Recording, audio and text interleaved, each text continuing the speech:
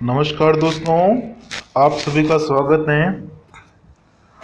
आज हम बाजार के विभिन्न प्रकारों में से एक बाजार पूर्ण प्रतियोगिता के बारे में पढ़ेंगे। तो पूर्ण प्रतियोगिता बाजार पढ़ने से पहले ध्यान रखिए कि वास्तविक जीवन में पूर्ण प्रतियोगी बाजार नहीं पाया जाता है, यह काल्पनिक स्थिति है। ठीक है, लेकिन अर्थशास्त्रियों ने एक काल्पनिक बाजार का जो हम विश्लेषण कर रहे हैं, ठीक है, उसका विश्लेषण करके बताया कि इस आधार पर अगर इन विशेषताओं को लिया जाए तो अर्थशास्त्र में वास्तविक जीवन के जो बहुत सारे सिद्धांत हैं वो सही साबित होते हैं। तो इसी आधार पर एक पूर्ण प्रतियोगी बाजार की कल्पना की गई है।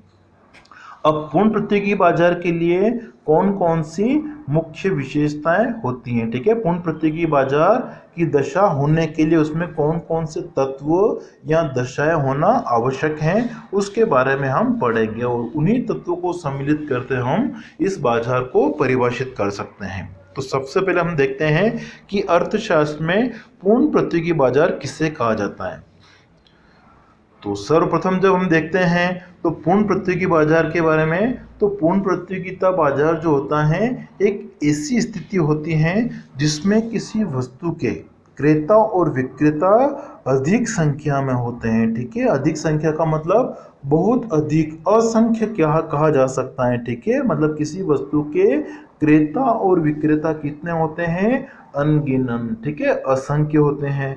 और उनके द्वारा जो वस्तुएं बनाई जा रही वो कैसी होती हैं, पूर्ण स्थानापन्न वस्तु होती है, समरूप वस्तु होती है कहने का मतलब। ठीक है, और जब समरूप वस्तु होती हैं, क्रेताओं विक्रेताओं की संख्या अधिक होती हैं, साथ में जो क्रेता और विक्रेता हैं उन्हें बाजार के बारे में पूर्ण जानकारी होती है। और जब पूर्ण जानकारी होती है तो इस स्थिति में वस्तु की कीमत क्या होती है, एक समान प्रचलित होती है।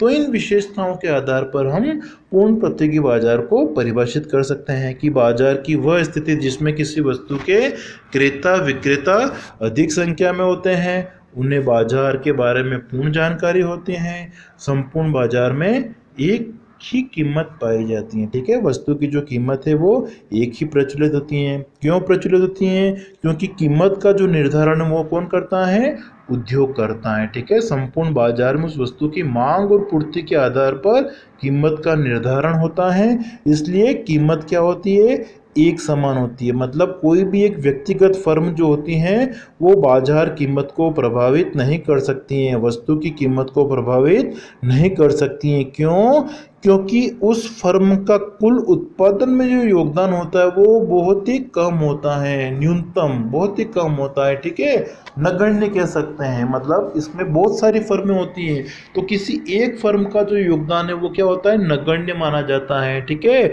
मतलब कि कोई भी एक फर्म जो होती है वो बाजार को प्रभावित नहीं कर सकती है। जैसा कि हमने कहा था कि बाजार में वस्तु की कीमत का जो निर्धारण है वो किस आधार पर होता है, जहां बाजार में वस्तुओं की मांग और बाजार पूर्ति दोनों बराबर होते हैं। ठीक है, तो उसको हम इस रेखा चित्र से समझ सकते हैं तो जिसमें हमारा ये जो डी है वो क्या है, मांग वक्र है, और ये हमारा जो एस है ये क्या है, पूर्ति वक्र है, और दोनों बराबर कहाँ पे हैं, इस ई बिंदु पर। तो ई बिंदु पर मांग और पूर्ति बराबर है, तो ये ई बिंदु जो है वो क्या है, संतुलन का बिंदु कहलाता है। और ऐसी स्थिति में संतुलन कीमत कितनी होगी, ओ से लेकर पी, और संतुलन मात्रा ओ से लेकर क्यू। ठीक है, तो बाजार में वस्तु की कीमत का निर्धारण कहाँ पे होता है, जहां मांग और पूर्ति बराबर होती है। ठीक है, तो उद्योग या बाजार में मांग का निर्धारण कीमत का निर्धारण किस आधार पर होता है, मांग और पूर्ति के आधार पर। तो यहाँ पर कीमत का निर्धारण कितना हुआ, ओ से लेकर पी। अब इस ओपी कीमत पर फर्म वस्तु की जितनी मात्रा चाहे बेच सकती है। फर्म वस्तु की कीमत का निर्धारण नहीं करती है, कीमत का निर्धारण कौन करता है, उद्योग, बाजार। और बाजार और उद्योग के द्वारा जो कीमत निर्धारित होती है उस कीमत पर फर्म अपनी वस्तु की जितनी मात्रा चाहे बेच सकती है, चाहे वो ओ से लेकर क्यू मात्रा बेचे, चाहे ज़्यादा बढ़ाकर Q1 मात्रा बेचे, चाहे वो कम मात्रा बेचे। कीमत का निर्धारण कौन करता है इसमें, उद्योग। कीमत का निर्धारण उद्योग करता है, इसलिए पूर्ण प्रतिस्पर्धा बाजार में उद्योगों का क्या कहा जाता है, कीमत निर्धारक है। ठीक है, ये प्राइस मेकर है। प्राइस का जो निर्धारण है कौन करता है, उद्योग। इसलिए उद्योग क्या होता है, प्राइस मेकर, कीमत निर्धारक होता है। और फर्म क्या होती है, कीमत स्वीकारक होती हैं। ठीक है, प्राइस टेकर। फर्म क्या होती है, प्राइस टेकर। ठीक है, जिसको हम कह सकते हैं हिंदी में कीमत स्वीकार करता या कीमत स्वीकारक। और उद्योग क्या होता है, कीमत निर्धारक। मतलब पूर्ण प्रतिस्पर्धा बाजार में कीमत का निर्धारण कौन करता है, उद्योग। और उस कीमत को फर्म क्या करती है, स्वीकार करती है। मतलब वस्तु की कीमत कितनी होगी उसका निर्धारण फर्म नहीं करती है, कौन करता है, उद्योग करता है। इसलिए उद्योग को क्या कहा जाता है, कीमत निर्धारक। और फर्म को क्या कहा जाता है, कीमत स्वीकारक। अब हम देखते हैं कि पूर्ण प्रतिस्पर्धा बाजार के लिए किन किन दशाओं का, किन किन शर्तों का पूरा होना आवश्यक है, या पूर्ण प्रतिस्पर्धा बाजार हम कब कहेंगे, उसमें कौन कौन सी विशेषताएं देखने को मिलती हैं। तो सबसे पहला इसमें है कि इसमें क्रेता और विक्रेताओं की संख्या क्या होती है, अधिक होती है। किसी वस्तु के उत्पादक या विक्रेता और वस्तु को खरीदने वाले जो क्रेता हैं। और जब क्रेता और विक्रेता अधिक संख्या में होते हैं तो ऐसी स्थिति में ये बाजार मांग या पूर्ति को प्रभावित नहीं कर सकते। क्यों नहीं कर सकते हैं, क्योंकि इनका उत्पादन में योगदान क्या होता है, नगण्य होता है, सूक्ष्म होता है, बहुत ही कम होता है। तो ये हो गई हमारी पहली विशेषता कि क्रेता और विक्रेता इसमें अधिक संख्या में होते हैं। दूसरा हम देखते हैं तो इसमें जो वस्तु बनाई जाती है वो वस्तु कैसे होती है, समरूप वस्तु होती है। ठीक है, पूर्ण प्रतिस्पर्धा बाजार में समरूप वस्तुओं का उत्पादन होता है। मतलब जो वस्तुएं होती हैं अलग अलग उत्पादकों द्वारा उत्पादित की जा रही, लेकिन वो रंग, रूप, आकार, उसकी जो गुणवत्ता है, पैकिंग है, उन सब में क्या होती है, एक समान होती है। ठीक है, इसलिए इनको हम क्या कह सकते हैं, पूर्ण प्रतिस्थापन वस्तुएं।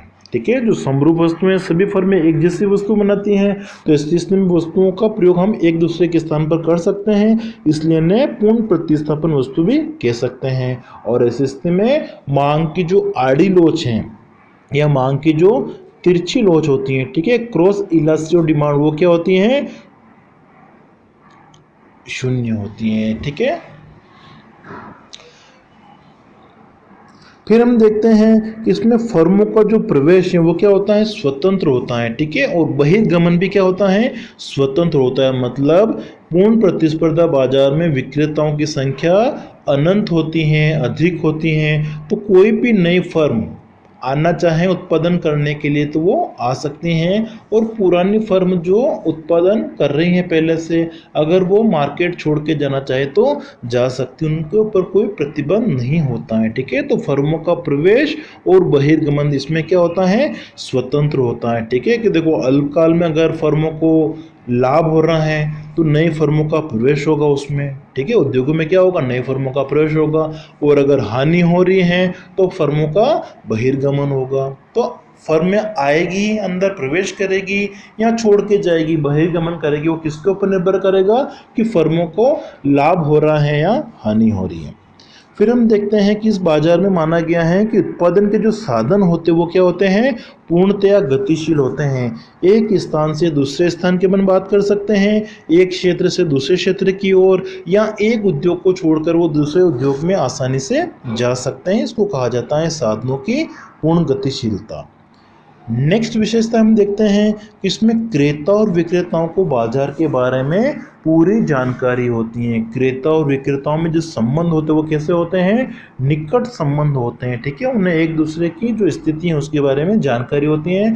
बाजार में कोई उत्पादक किसी वस्तु की कीमत कितनी ले रहा है, उस वस्तु का प्रचलित मूल्य कितना है, ये क्रेता और विक्रेताओं दोनों को पता होता है। ठीक है, नेक्स्ट विशेषता है इसमें परिवहन लागतें नहीं पाई जाती हैं। ठीक है, पूर्ण प्रतियोगिता है, इसमें माना गया है कि क्रेता और विक्रेता बाजार में ही स्थित होते हैं, और इस स्थिति में परिवहन लागतें नहीं पाई जाती हैं। अगर वस्तु की परिवहन लागत होगी तो फिर कीमत एक समान नहीं हो सकती है, ठीक है। परिवहन लागतों के कारण वस्तु की कीमतों में अंतर आ जाता है, ठीक है। इसलिए इस बाजार में कल्पना की गई है कि परिवहन लागतें नहीं पाई जाती हैं।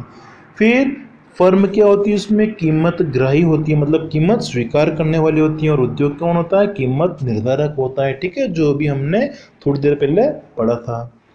फिर दीर्घकाल की अगर बात की जाए तो दीर्घकाल में पूर्ण प्रतिस्पर्धा में फर्म को सामान्य लाभ की प्राप्ति होती है। मतलब वस्तु की जो कीमत होती है AR, वो किसके बराबर होती है, वस्तु की औसत लागत AC के बराबर होती है, ठीक है। तो इस स्थिति को क्या कहा जाता है, सामान्य लाभ कहा जाता है। क्यों, क्योंकि यदि अल्पकाल में फर्मों को लाभ होता है तो बाजार में नई फर्मों का प्रवेश होता है और उनमें प्रतिस्पर्धा बढ़ेगी, जिससे लाभ समाप्त हो जाते हैं। और अगर हानि हो रही है तो कुछ फर्में मार्केट छोड़ के चले जाएगी, जिससे उत्पादन की कीमत बढ़ेगी और वापस कहाँ पे आ जाएगा, सामान्य लाभ का स्तर। तो पूर्ण प्रतिस्पर्धा बाजार में दीर्घकाल में सामान्य लाभ की प्राप्ति होती है फर्मों को। नेक्स्ट विशेषताएं हैं कि पूर्ण प्रतिस्पर्धा एक तरह से काल्पनिक स्थिति है, ठीक है। काल्पनिक अवधारणा है जो हमने शुरू में पढ़ लिया था। फिर इसमें वस्तुओं की जो कीमत होती है वो क्या होती है, समरूप होती है, ठीक है। कि कोई एक उत्पादक अपनी वस्तु, कोई X वस्तु है, ठीक है, उसको अगर वो 10 रुपये प्रति इकाई में बेच रहा है तो X वस्तु को बनाने वाले अन्य उत्पादक जो भी हैं वो भी अपनी वस्तु को उसी कीमत पर बेचेंगे, 10 रुपये प्रति इकाई पर, ठीक है। इसलिए कीमत क्या होती है, उसमें एक समान पाई जाती है।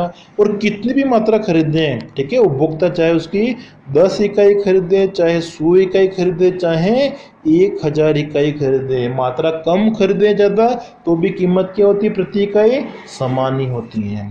और फिर फर्म के मांग वक्र की हम बात करते हैं तो पूर्ण प्रतियोगी बाजार में फर्म का मांग वक्र कैसा होता है, पूर्णतया लोचदार होता है, क्योंकि कीमत एक तरह से क्या होती है, स्थिर होती है, ठीक है। तो मांग वक्र जो बनता है वो कैसा बनता है, पूर्णतया लोचदार। जो हमने शुरू में बनाया था AR वक्र, वही फर्म का मांग वक्र होता है। और इस स्थिति में वस्तु की कीमत कितनी होती है, O से लेकर P। और कीमत का निर्धारण कौन करता है, उद्योग। तो उद्योग द्वारा जो ये कीमत निर्धारित की गई है, इस कीमत पर फर्म अपनी वस्तु की इकाइयाँ बेचती हैं, चाहे वो O से लेकर Q इकाई बेचे, चाहे Q1 इकाइयाँ बेचें, चाहे OQ2 इकाइयाँ बेचें, कीमत इसमें एक समान होती है। इसलिए फर्म का जो मांग वक्र होता है वो कैसा होता है, पूर्णतया लोचदार, ठीक है दोस्तों। तो ये हमने पूर्ण प्रतियोगिता बाजार की प्रमुख विशेषताएं पढ़ी हैं। और पूर्ण प्रतियोगिता बाजार में एक फर्म का जो संतुलन है, या अल्पकालीन और दीर्घकालीन संतुलन की हम बात करते हैं, या कीमत और उत्पादन निर्धारण की बात करते हैं।